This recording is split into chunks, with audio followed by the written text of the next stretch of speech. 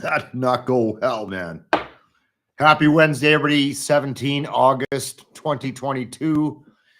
It is hot as hell out still, at least where I am. We got a lot of shit to talk about today. If you saw the preview earlier on social media I put out, we're going to get into some interesting stuff.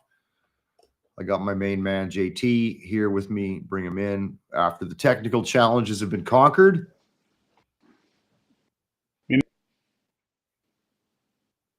Are you there? Yeah. Fuck, don't tell me you're breaking up now, man. Yeah, you're good. Okay, good. Yeah, I'm here.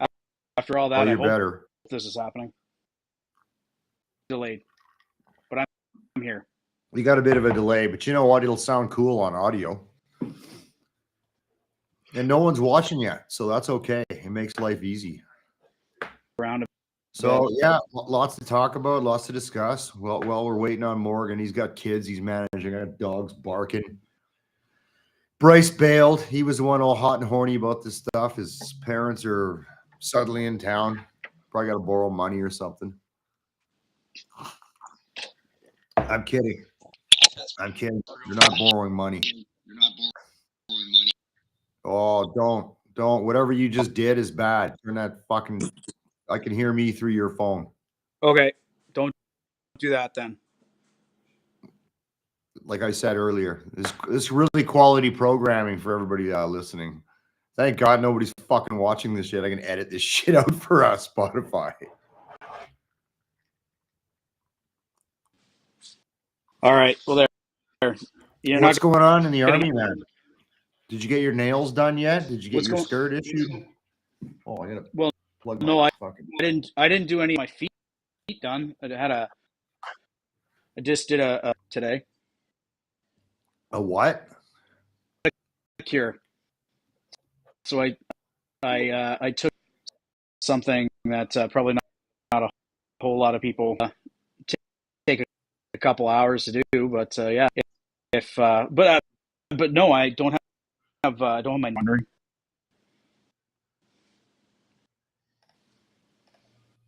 Okay, so you don't have your maternity combat pants yet? Well, it might fit in right now. That's a bummer. Oh, there's our man. I don't know what's going on, but I hope you're not back on Buddy's Wi-Fi again. Look at that guy. Did you get a haircut? No, I haven't cut my hair since November, dude. Oh, I thought maybe you just combed it or something. Yeah, I probably combed it. Looking very stylish. I got like fucking updates going on. This is really quality programming. I got updates happening. I've got fucking JT's junk internet connection. You're good, Morgan. I think I am. No one's watching yet. We got time. Perfect. Leanne's watching. We got a viewer. What's that? I just said I just muted myself. It's so choppy, but I'm still on LTE. Yeah. Leanne, you're getting really quality programming here as we fuck around with. Oh, now he's gone. LTE. Doesn't he have 5G? What is he out in the country? Probably. Let's dive in. I really wanted to get into the whole 1 year Taliban thing, but we obviously have a bigger discussion point going on. So for those of you who monitor the news, because I don't that much, I count on people. I get my news source from like two people. The Grant Johnson report on 95.7 Cruise FM here in Edmonton, which is about 60% accurate half the time. I guess three. I scroll through my news feed on the Apple News thing while I'm having my morning constitutional, and then whatever Bryce sends us, which is usually a bunch of shit about fucking mushrooms and everything. But this one was interesting, so we're gonna start with. Sure, I got the right one here. Did you get a chance to read this? Veterans of Ferris says worker inappropriately discussed medically assisted death with a veteran. Now, before we dive into our personal thoughts on this shit, I want everybody to understand what the role of Veterans Affairs is. So I'm going to share my screen. I'll read it out for people listening to this later. I just learned how to do this, so fucking bear with me, okay? Share, Chrome tab. Come on, there it is. Share. Okay. Oh, can you see that? Yep. Wicked. It's working out. So the mandate and role. Veterans Affairs Canada's mandate is to support the well-being of veterans and their families and to promote recognition and remembrance of the achievements and sacrifices of those who served Canada in times of war, military conflict, and peace. To achieve this mandate, the department focuses on its four main roles. One is provide leadership as a champion of veterans and administer and coordinate needed benefits and services, whether through the Government of Canada or in partnership with provincial community programs and non-government organizations. Two is to help veterans across the supports and services they need from all levels of government and the community at large, and maintain a leadership role in the care and support of all veterans and their families. Number three, listen to the suggestions of veterans, their representatives, and stakeholders to guide work and research and strive to design and deliver programs that meet the modern and changing needs of veterans and their families. And lastly, engage Canadians of all ages in paying tribute to veterans and those who died in service, ensuring the legacy of the tremendous contributors to peace and freedom is preserved for generations to come.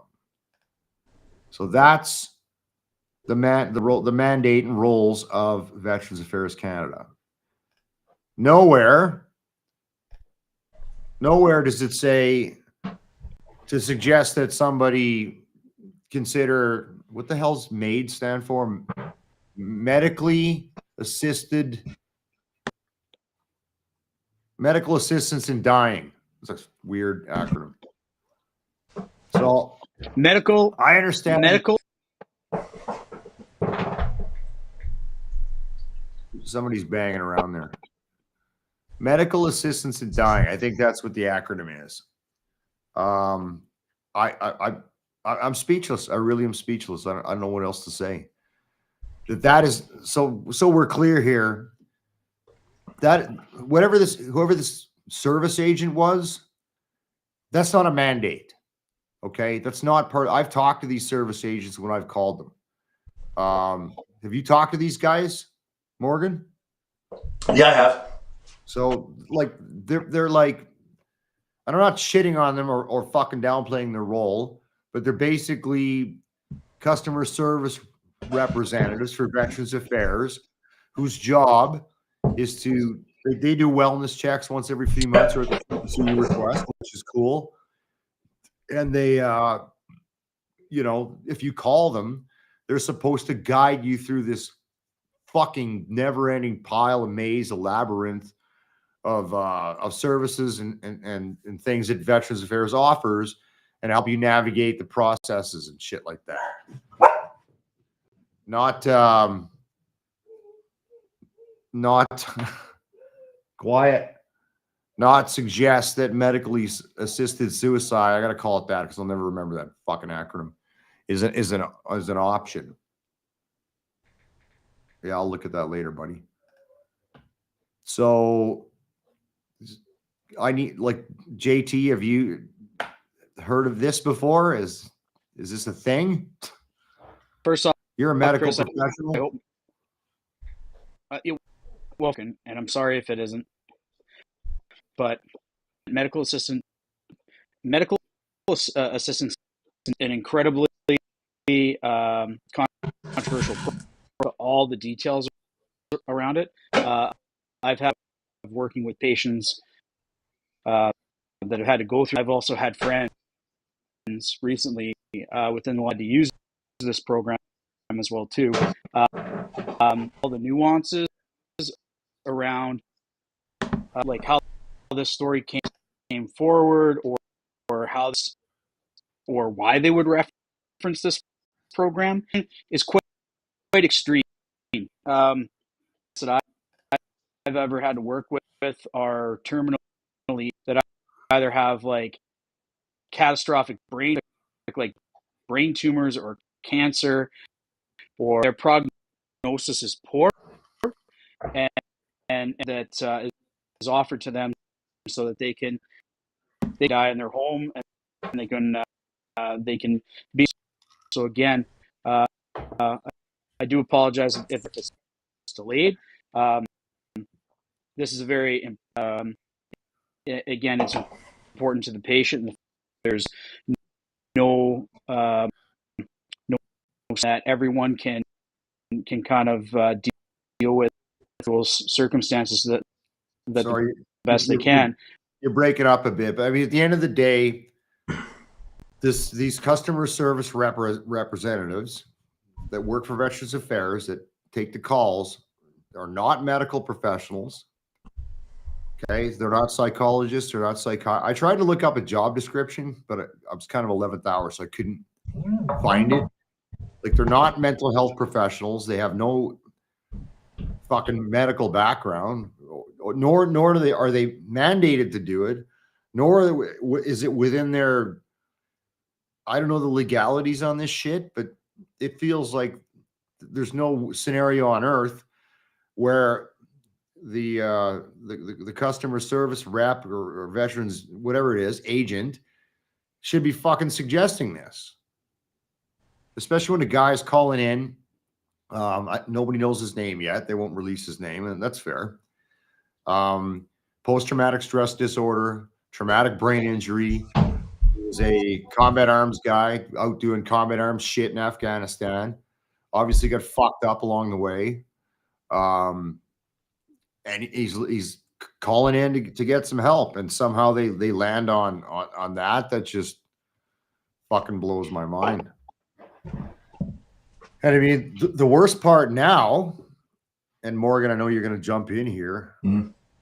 Hang on, wait, I'll get to you. Is okay. That so? There's already like a limited amount of trust and faith between a lot of veterans that are trying to utilize Veterans Affairs. So that's, you know, there's a lot of, I guess, a breakdown, or they're very wary when it comes to trusting Veterans Affairs. There's not a lot of faith in the system. It is a bureaucratic process to go through. And you can imagine this guy who's already fucking going through a lot of shit. Like, how much faith is that guy going to have in this system, which is probably one of his only outlets?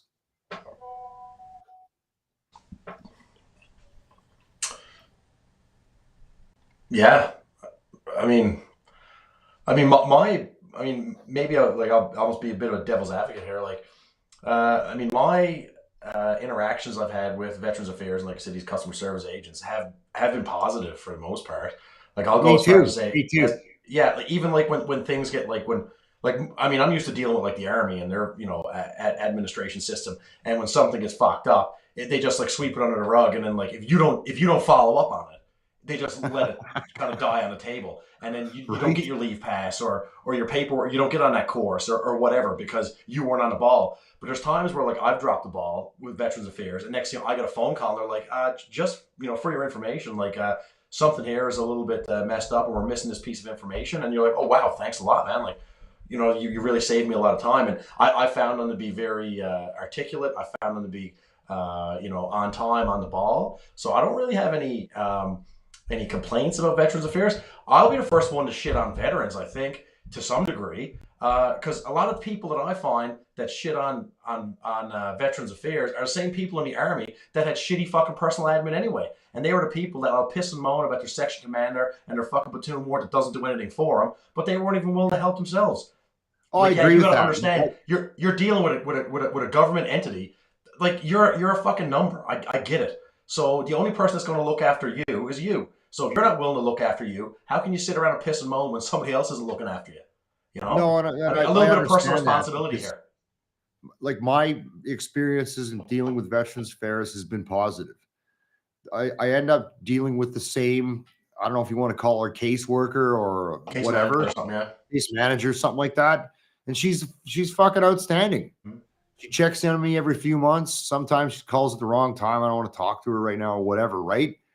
So it's been positive. So when you read a story like that, you're like, what in the fuck? Tell me that's a one-off. I would imagine it is a one-off, because I mean, I've heard stories of like how people get hired to be these not so much the case managers, I guess, but like the customer service agents. And I mean, I guess it's not a hard job to get. So you may have people that they don't understand people like me and you. They don't understand what we've been through, and it is just a job for them.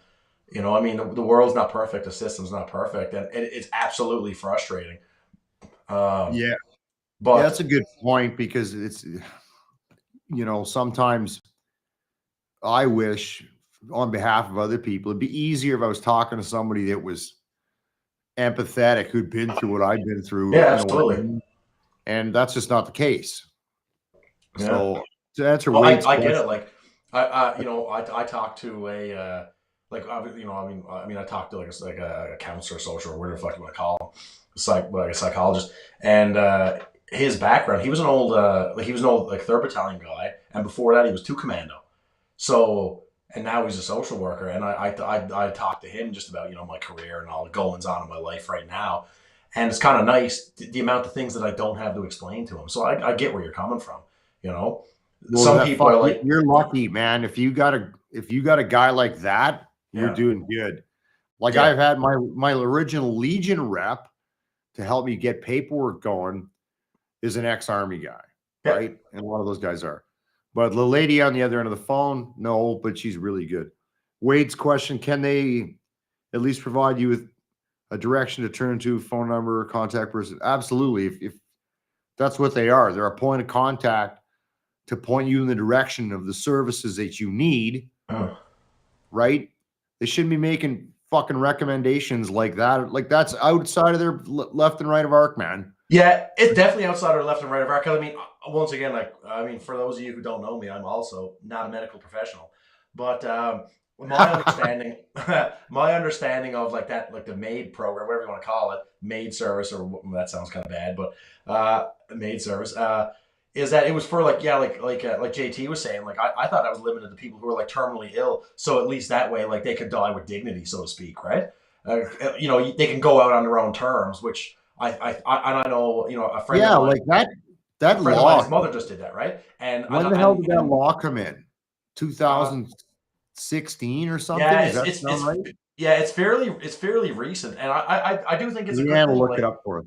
yeah, if somebody's suffering and they've got their brain and they're like, listen, like it is what it is here. Like I'm terminal. Like I got like weeks or months or whatever to live. I kind of want to go out at my best. I don't want to be a burden to everybody. So sort your life out, and you can end your life on your terms. I think that's Yeah, it should be.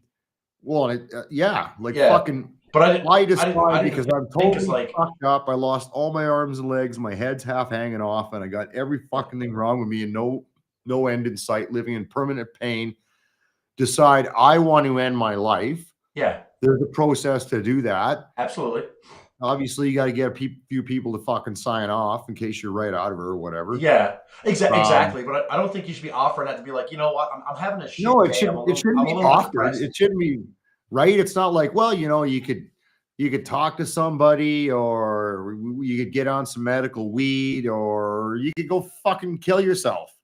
Yeah, Like that's what I mean. And it seems kind fucking of harsh what? because it almost seems like that's what it's like. It's like, yeah, you know what? There's lots of avenues. You're feeling a little bit depressed. Exactly. You can talk to a psychologist. You can talk to a counselor. Exactly. There's medical cannabis. There's prescription drugs. You could kill yourself. Like it just seems Right? Like, how does it's that slide into the fucking conversation, man? Okay, there you go. Because it became a law in Alberta in 2016, so it's not overly new. no. But I mean, I just can't even. That's exactly right. You should never. Not to me, it should be offered to fucking anybody except somebody that's elderly and I don't know how it works. Well, Man. somebody that's either like suffering, somebody that's in pain, someone that's terminally ill, someone whose life is I yeah, guess. they're at the end of their life anyway. Like to me, I'd be talking to their family, going, "Would fucking Uncle Jebediah, who's 87 and fucking going down range, consider this?" And let the family have that conversation. Does that seems a little more? No, it's like here's a good way to look at it, Chris. Like think about it. Like we've all I'm going to assume a lot of us have had like cats or dogs, right? And people are very close with their dogs, especially, right?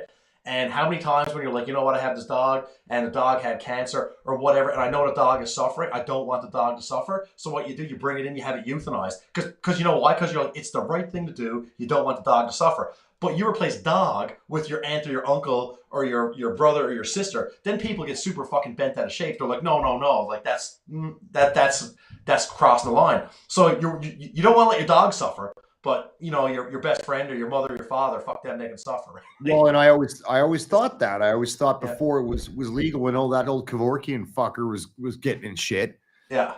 I thought, well, this makes sense to me. Yeah, me too. For the exact reason you just mentioned, because I've had to put dogs down before. Yeah. You know what I mean? And you don't want to do it. You don't want to do it, but it's the right thing to do. I think I could put people down quicker than my dog, but anyway, it's yeah, I get it. Yeah, me too. So we don't know what's going to come of this. Like all they said, Veterans Affairs refused to fucking say much, but they did acknowledge it was fact. So this isn't some bullshit thing. I left a link down below. If that's a thing, you can see it down there. The news article, Mercedes Stevenson. She usually does a good job when it comes to military shit. Yeah, she's on the ball. Yeah. So the global news is digging into it, and we'll see what happens. But I think all the VAC said was, you know, the appropriate administrative action will be taken. Well, that means that fucking person's fired. Yeah. And I would like to think that, well, I hope they do to all these VAC employees what they did to the Army. More sensitivity training solves all fucking problems, man. Yeah. Like I said, I wouldn't get too wrapped around the axle about it. It was, you know, it was somebody. I'm not wrapped so much as I'm shocked. Yeah, it is shocking. It is absolutely shocking. But at the same time, I'm not going to turn around and be like, oh, everybody in Veterans Affairs is a son of a bitch. No. There's one person who's an uneducated idiot. Yeah, this right? has got to be a one-off. It's just like how many, I guess their big concern now is like how many other people did Buddy suggest this to, him or her? Who knows? Right? Like we already got enough of fucking suicide problem in the military. We don't really need any fucking encouragement. Fair enough, yeah. I should laugh at that, but fuck it. I can't not. Yeah, that's true. It's funny because it's us. No, we do, man. We do. Like, you know, the suicide rate's already up there. It shouldn't be on the list of COAs. But yeah, so it's going to be interesting to see how it turns out. You know, it'd be the different story if that dude called in and told the VAC rep that. Let's flip the script on that one. What do you fucking say if you're on the other end of that phone and you're the VAC rep? Like, fuck. I wonder if they got a checklist for that shit. They must. But it's probably the same reason, like, you know, like the case managers will call and they'll do wellness checks. So that if you do say something like that, they're like, listen, you really need to go talk to somebody. Yeah, I'd imagine they got like a flag system. Yeah. Like and she what called. they'll do is, yeah, we'll get she back to gives you you in a call. 24 hours. She does a wellness check, you answer, and oh, like, how you doing? What's going on? Well, I'm just sitting on top of a fucking bridge looking down right now. Yeah. So, you know, that obviously they would go through a checklist on how that would be if the shoe was on the other foot. But I don't know. It was a fucking bizarre read. I'm not really gonna fucking beat it to death. Obviously, they need some kind of corrective action to take that him or her off the fuck out of the play, like forever, and never work in that kind of thing environment again. They'll obviously need to, you know, maybe distribute an internal fucking memo and realign everybody and what their left and right of arc is, which is your terms of reference for everybody watching, what you can and can't do, right? And to me, as I understand it, and like Morgan said, they've been really good for me. Yeah, me too. I got no complaint. I hear a lot of guys bitching, but it's like you said earlier, it's the same fucking guy who was bitching in the Army about everything. Yeah. Veterans Affairs fucking sucks and they didn't do anything for me. Well, what have you done? What have you done for yourself?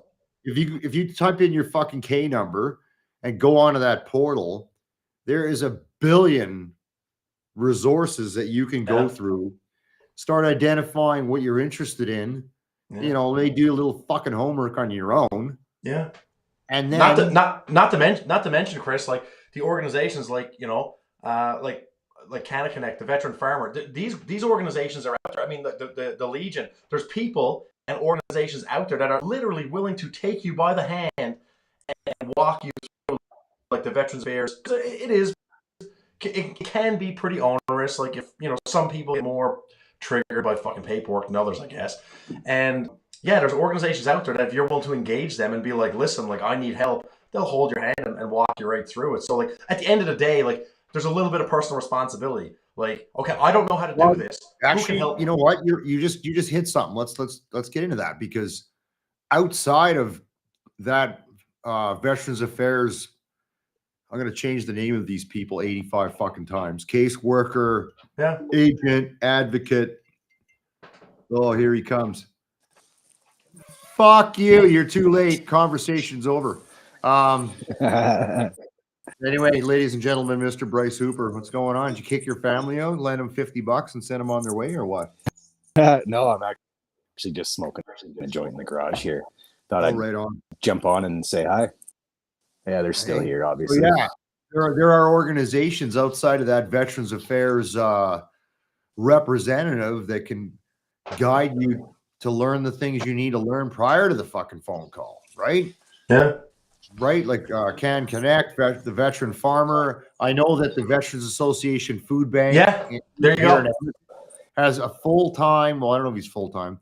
They got people there that will walk you through the mind-numbing confusion of like I'm going through it right now, because I was that stubborn guy that said, "Fuck that! I'm Iron Man. I'm not fucking doing any of that vac shit. I'm good to go." Well, I'm not, and I got all kinds of people who've already gone through the sausage mill trying to help me.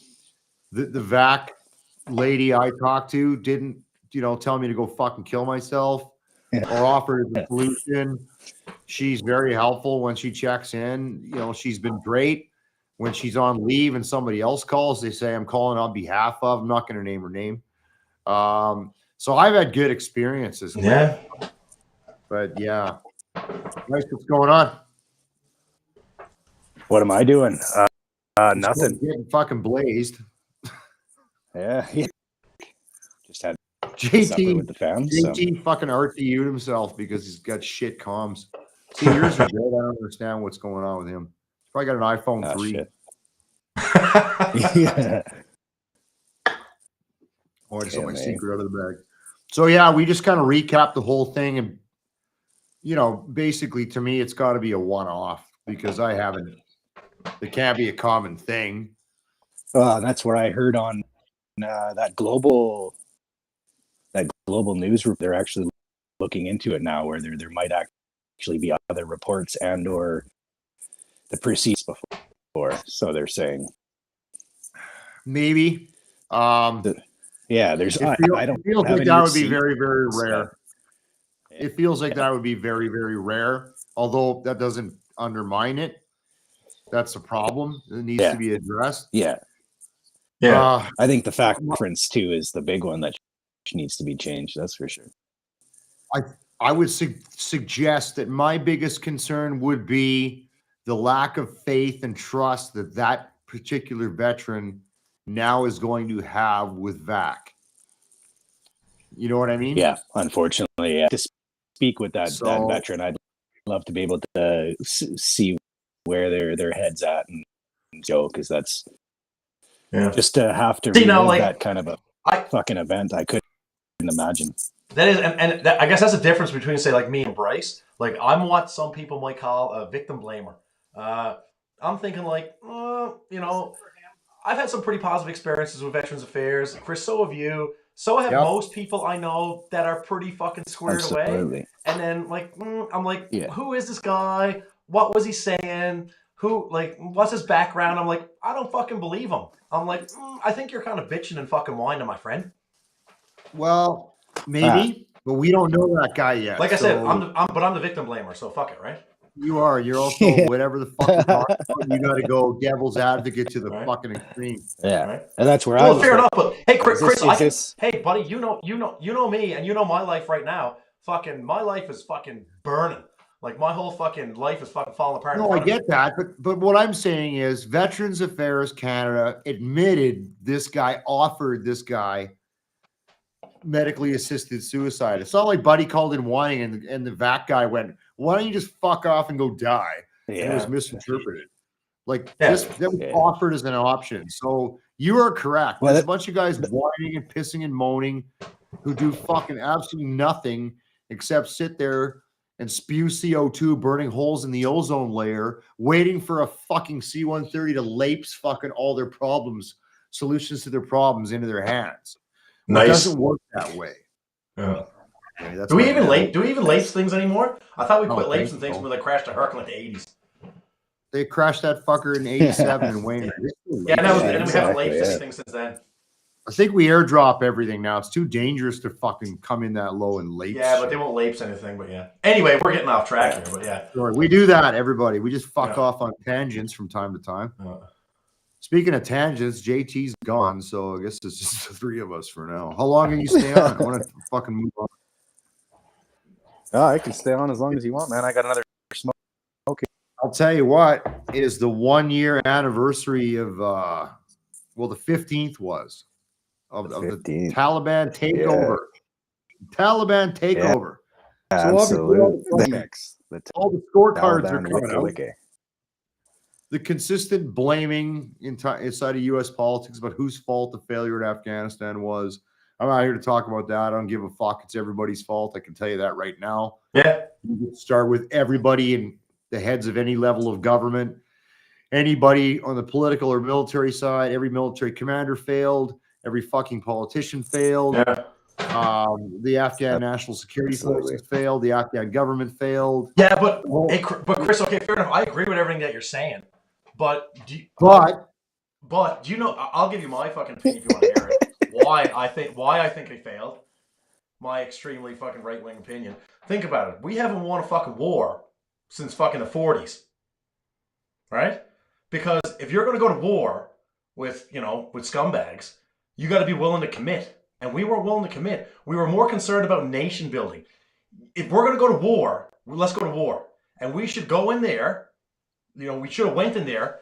We should have absolutely fucking, defiled that entire civilization and drank their blood from a fucking boot.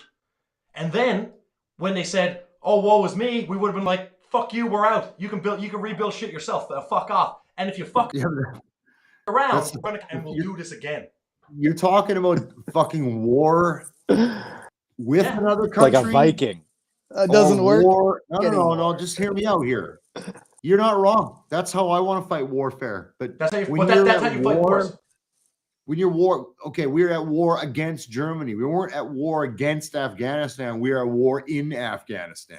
Yeah, we were against an occupying force. We want you to come in here, fight your war, but don't fuck up the civvies who you can't trust. ... Like fair enough. Once again, if you're gonna fight a war like that, you're gonna fucking lose. Same thing in fucking Vietnam. If you are concerned about fucking collateral damage, you're gonna fucking lose. 100%. We don't know how to win wars anymore. Like I said, you need to absolutely defile that fucking civilization and fuck them, fuck all of them. Yeah. Or don't even bother showing fight. Or that can't be done because where the fuck is my fucking? We're not conquering countries anymore. Yes, and especially if it was proven. And therein lies the fucking problem. Okay, so that's not the topic, but I appreciate your conviction and passion is noted, and we'll save why we lost Afghanistan and beat that to death forever. It's how the Taliban are doing. So this is again, I don't pay attention a lot of times, but our good buddy Donald Trump decided to sit down with the Taliban in 2020.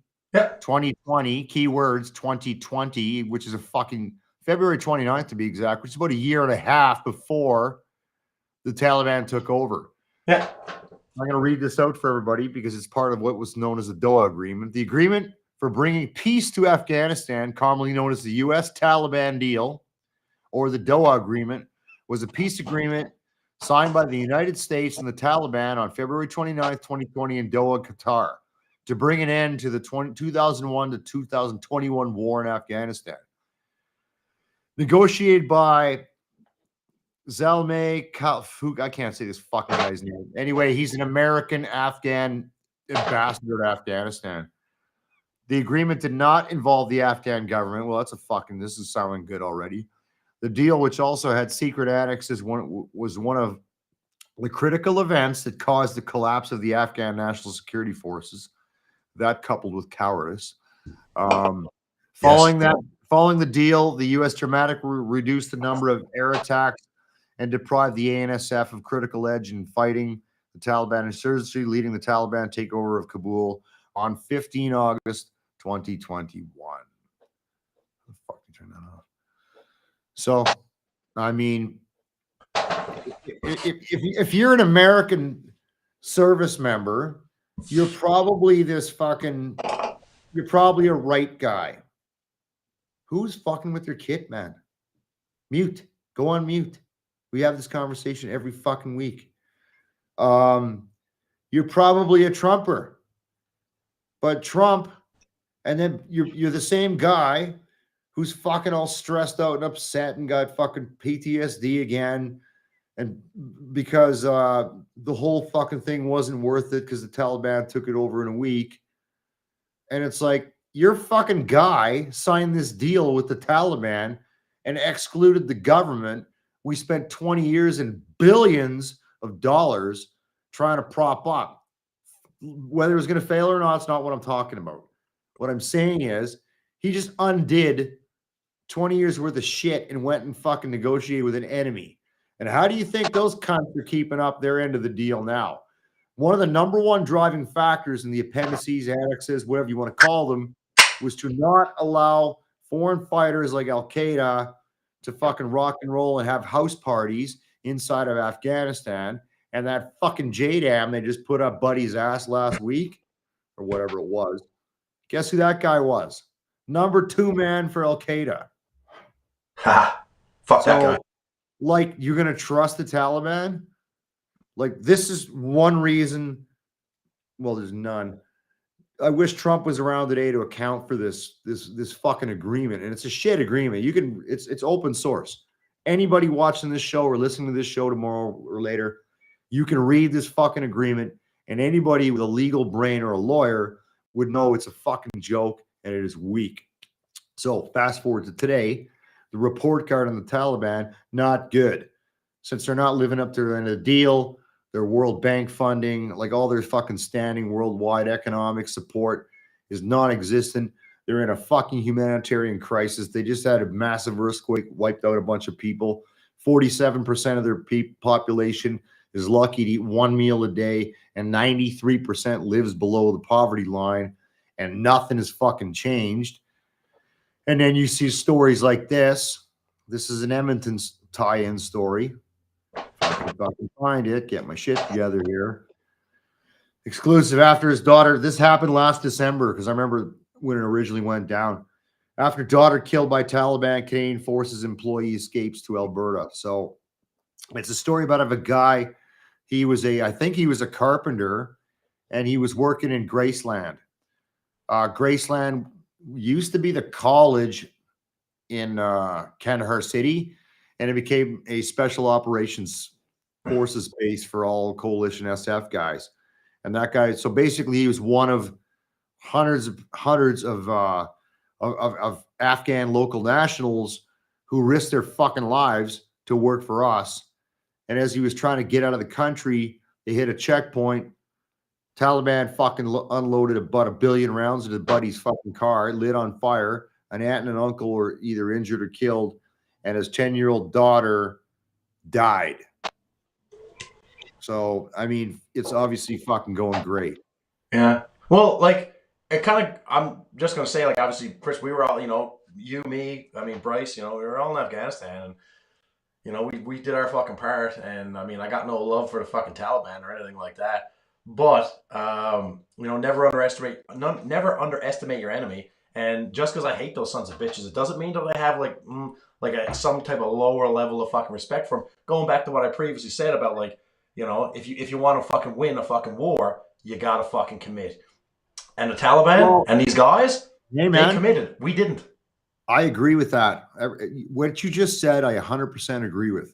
Like, I never disrespected that enemy because that will get you fucking killed. Yeah. Think about it, Chris. We were there. The coalition forces. We had all the money and the technology and the soldiers and and the armament, everything. We had air superiority from here to the moon. And these people would show up with like a bolt action rifle that fucking Alexander the Great left there, and they'd still show up to fight. So me personally, I'm like, fucking hats off to you fellas. Like, good job. Perfectly what said. more can I say? And at the end of it all the money, all the lives spent over, all the fucking blood spilled, right? And all they had to do was they just had to fucking wait out the clock, and they won. Perfectly said, except I don't think you can say these people anymore. Fucking whatever. Somebody they still get won, offended. so fuck them, right? Well, you know the people I got no fucking respect for? I got no fucking respect for the Afghan National Security Forces. I've got no cowards. No respect for that fucking corrupt piece of shit president who on fucking day one of the 1 week takeover, which is all it took, fucked off to wherever. Saudi or UAE or wherever. I'll lead from the rear. That guy, fucking great example he set. There were a lot of Afghan SF guys that hung on to the end and they all got killed off. But at the end of the day, the fucking Taliban, who was undernumbered, took over in 1 week. Now, you could say whatever the fuck you want. The Ukraine is holding out against what was perceived to be one of the biggest, baddest armies in the fucking planet, which turns out to be a shit army. So I look at what the people of the Ukraine are doing, who are resisting at great expense. So if the Afghan people don't want freedom and change. However, Chris, here's one way to look at it. So, when like everything really went to rat shit in Afghanistan, when all of the Western dollars got pulled out of there, like when the U.S. decided, you know what, full stop, we've spent enough money, we're out. That's when the Taliban fucking walked in. I guarantee you, if the West said, you know what, fucking Ukraine, we're done. Yes, you know what had happened? Ukraine would get fucking steamrolled. I don't give a shit what anybody says. They get fucking steamrolled. The only reason fucking Mr. Putin over is because he might be crazy, but he's not fucking stupid. He doesn't, just like we don't want to go to war with Russia, the Russians don't want to go to war with the West either. Because we all know it'd be fucking terrible. I agree with you, but I expected the Russians to fucking roll in a week. Yeah, but once again, long before the first Western kit ever showed up. Yeah, but the thing is, imagine if we turned tail and we said, you know what, we don't fucking care what happens here anymore. There'd be fucking Russian aircraft fucking carpet bombing the shit out of that motherfucker. All right, and we just sit back and watch it all on CNN. At the same time. Oh shit! We and it'd be all over. Different perspective. Jump in, but I don't want to talk about fucking Ukraine. Yeah. I'm still talking about the Taliban, and Lee has a question. No, we do this all the time. I totally want to talk about this. We'll be talking about fucking Dairy Queen by the end of this show. Hopefully, Blizzard. So Go ahead. So they say that we lost the war. Everybody. Which one? The Afghan war. How the bureaucrats since the war. You look at it from a different perspective, where the soldiers that were able to participate in said war, that were serving while that Afghan war was happening, it was the war on drugs. It also then turned our benefits into, we can now have a medicine, have access to that. Like, all of this led to positives in a lot of different, like, horrible way of thinking at it. I'm also a crazy ex-trucker, right? So I mean, I totally get from a different standpoint. Yeah, no, I agree with you, Bryce. Like, a lot of good things came out of that fucking awful war. I mean, even from like we lost we may have won all the battles, like the soldiers on the ground did. I'll agree with you. But at the end of the day, who holds the ground now? So we lost the fucking war. But a lot of good things came out of it, even from like as a sniper, like before the global war on terror. I mean, the Canadian sniper program. I mean, we pretty much had fucking bows and arrows and shit like that. And next thing you know, out of nowhere, 2002, You know, Yeah. we got a guy who makes an incredible shot with a 50, and they start I pumping don't money think we into our lost the sniper fucking program war. and We all didn't the lose the equipment that war. came along with that. I mean, even in the armored corps, I mean, they were ready to divest our entire armored corps, and next thing you know, we got, you know, like Leopard 2 A4s, A5s, and A6s out of nowhere. You know, we got M777s out of nowhere.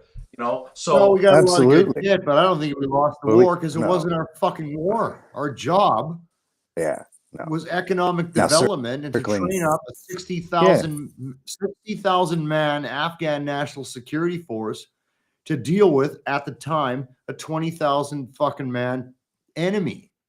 yeah. So we did that. And if they fucked it up, that shit's on them. I don't think we lost the war. Fuck that war. No, It's not my see, fucking war. We My job was to enable you stupid cunts to be successful. Now, Leanne's got a question. Yeah. This is a long goddamn question. have What been could done. we have done? Holy fuck. I'll tell you So- what. First of all, is not approach the problem with Western optics. So I'm gonna leave it there because I could do a whole fucking pod, Leanne, on that. Yeah. Go ahead, Bryce. So, What whereas could have been done? my Yeah. solution is much more simple. Fucking kill them all and let God sort them out. Fuck them. Well, That's what we should have done. if we were actually And then that also sends a psychological message. Don't fuck around. but we didn't have any grounds to actually be there, and everything that was presented null and void when it was proven wrong, right? I mean, we can't say that we went there without. We went. It happened to us. Yes, I get it. 9/11 was a horrendous tragedy that affected the world. But when we look at it and the weapons of mass destruction were not actually there, going and kill an entire country just because we want to. No, I'll give you a hint. Going into I'll give you a hint. Before I deployed on my first tour or second tour, I read a book called The Bear Went Over the Mountain. You guys ever heard of this book? Yep. It's a good fucking read. It's a series of shorts or vignettes written by Russian commanders during the Russian occupation of Afghanistan in the 80s. And basically it summarizes all the shit they did wrong. And then guess what? We did fuck near the exact same thing. We did. So, but it's kind of funny. There's actually a sequel to that book there, Chris. It's called The Other Side of the Mountain. From from the Mujahideen. I haven't read that yet. But you know what though? This isn't the first time we've made this mistake. Like if you look at Vietnam, if the American commanders in Vietnam had read like any of the reports from the French army in Indochina in the 50s. Yeah. I mean, because even when you look at everybody's familiar with that movie, We Were Soldiers, when the 101st Airborne landed in the Central Highlands, the French group Mobile 100, they fought the exact same fucking battles. I've gone through that book, The Bear Went Over the Mountain, and they've got schematics of different firefights and different battles that they were in. You can flip through that and you're like, holy shit, we did the exact same thing. We were in the same fucking bases, man. Kandahar Airfield, Bagram Airfield, we did the same thing. Yeah. We went into our bases. Okay, Leanne, I'm going to sum this up for you. Again, it's a 62-hour conversation. But here was the template. We built these big fucking fortresses. We lived in them at night. We'd go out during the day and then and fight and hold ground temporarily. Didn't seize it and hold it. We seized it and then left it. Then we go back and hide in our camp. Okay. And then go back out and then do the same fucking fight. Like how many fucking the white school fucking battles were fucking fought at the same piece of dirt, man. It's unbelievable. Now, the words best given to me about what we did wrong was from an Afghan who came over from Afghanistan. He was one of those fucking actor dudes or advisors during Maple fucking Who Cares?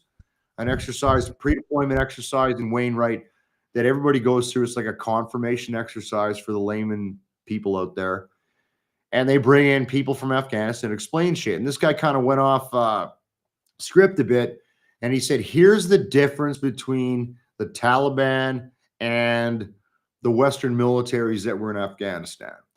He says, all you guys, Canadians, Americans, fucking Brits, whoever, you come out there to win hearts and minds, and you got some asshole with a fucking pencil and a notepad, and he goes, well, what do you guys need? And the poor old Afghan farmer goes, well, I need a tractor. So The guy writes it down, and then he fucks off on the rest of his patrol, goes back in and says, I was here, fills out his report. It goes into the fucking sausage mill, and then it goes up to the logistics officer in charge of civil and military cooperation, who prioritizes who gets what. Okay? It's a big bureaucratic fucking pile of dog shit. Same night when we leave, the Taliban shows up and says to the same farmer, what do you need? The farmer says, I need a tractor.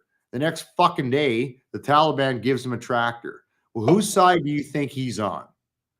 So there's another example of falling down. It's failing to fucking recognize the needs and actually win hearts and minds, hold the ground and stay there. I mean, fuck, we can go on forever. We can go on forever and ever and ever, amen, like that, whatever that country guy's song is. Randy Travis? There you go, yeah. Yeah, I got that. That's right. Yes. Yeah, that's circling back to what Leanne was asking. What we could stay there for 100 more years to stabilize what we brought in as occupation. Several generations full of politicians who would have actually brought in the democracy that was, and I'm using air quotes at this point. And then something, what you would have seen something state that everything was pulled out overnight.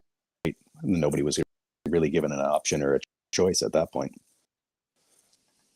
Yeah, I mean, at the end of the day, I never look at, I don't care what the Taliban's doing there. I really don't. I feel sympathetic for the fucking entire situation there with the people.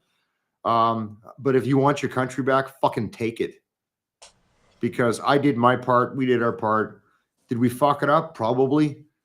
Yeah. However, did we create a full generation? 2 generations? Yeah, 10 years, yeah. That grew up with Exactly. with peace, where women could go to school and all that great stuff. Well, if you like that all you little millennial fuckers in Afghanistan, pick up a fucking gun. Pick up a gun, call your friends, and show those fuckers, show those guys what an insurgency can look like. That's my best advice to them, because we cannot have stayed there forever and ever and ever and took them by the fucking hand. No. If you are starving and your people are being killed, you know what? There's fucking methodology, historically proven methodology to resolve those issues. And I'll park it right there. That's all we got. Yeah. Okay, we're going to wrap this shit up. Thank you, everybody, for tuning in. I'm dying. It's hot as fuck up here. Everybody's got good things to do. We can continue this conversation. If you guys want to hear more about Afghanistan or more about mushrooms and shit or whatever you want to hear, leave some comments down below. I don't read them that much, but I will. And we're in a heat wave here. I'm cooking. It's been a lot of fun. So, gentlemen, hang tight. We'll chat in a bit. And thank you guys for tuning in and listening in. I got to give a shout out to my illustrious sponsors. First and foremost, Fire for Effect Live, brought to you by the Dean Blundell Network. You can find my pod on, obviously, YouTube right now, Spotify, iTunes, deanblundell.com, or where else you get your podcast. Positive Mike's Brewing Company makes wicked beer. Haven't seen him in a while. He better bring me some beer or he's going to get dropped. Bryce, his company, Mr. Hooper Inc., and I guess we're going to get your other one up here pretty soon, too. Alternative solutions to conventional medicine to help you out with whatever ails you. Not medically assisted suicide is a recommendation. And lastly, my man, Jeff None and his family at Lakeside Farmstead. I just bought a fucking truckload of Wagyu cross beef, and I may do a cooking show tomorrow featuring a Wagyu hanger steak, but it depends on the temperature. It's supposed to be 31, so I don't know what I'm going to do yet. So that's it. Thank you guys for tuning in. And we'll do this again next week.